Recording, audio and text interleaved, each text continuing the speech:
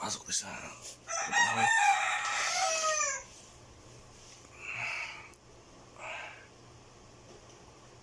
Alas 6 na ng umaga. Alas 7. Biyahe na tayo. Kilabos ko na tayo guys. Kilabos. Kasi gising lang natin. Sabi lang. Okay mga kabukid. Magsasayang na tayo kasi tapos na tayo magkilabos. At papasok tayo sa trabaho ngayon. Papakita ko sa iyo kung paano ang buhay ng construction, no? Dahil may project tayo ngayon na gagawin. At least na yan, malapit matapos. Gawa na yun, no guys? Bukod saing tayo, saing.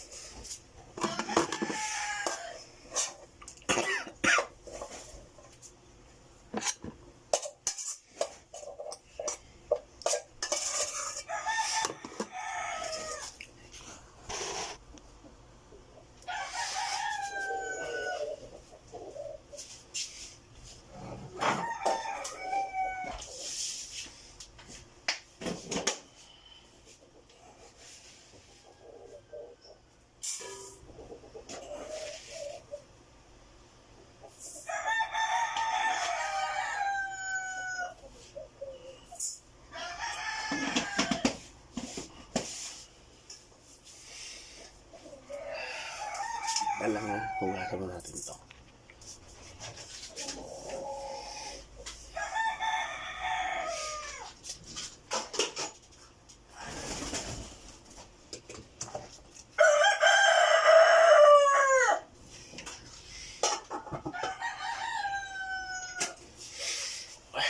Asalan na natin yung ating saing at tayo'y gawa pa sa mga ibang gagawin para prepare natin sa anak ko dahil may iwan yung anak ko eh.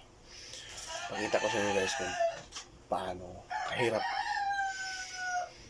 ang mag-iisang magulang lang na nagtatrabaho, alaga pa ng anak. Iiwan lang ang anak sa bahay. Pakahirap na nagtatrabaho ka tapos yung anak mo lang kasama. Trabaho ka pero isip mo ay nasa anak mo. Kung anong mangyayari, kumakain ba ng tamang oras. Ang hirap po mga kabukid. So tingnan natin yung anak ko para tulog pa.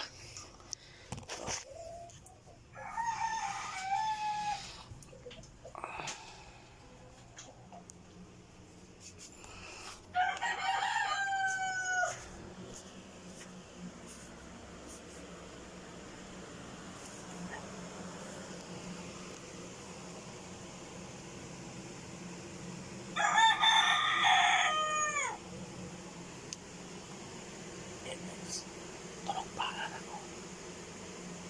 Mamaya gisingin na natin.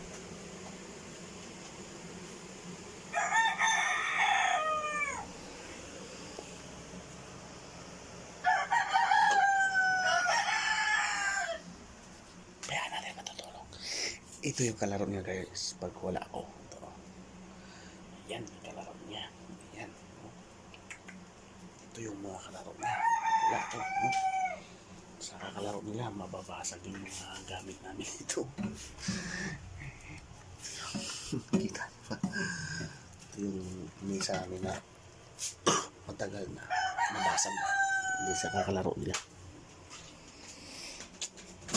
Sobrang hyper tong kalaro ng anak ko. Aga-aga oh.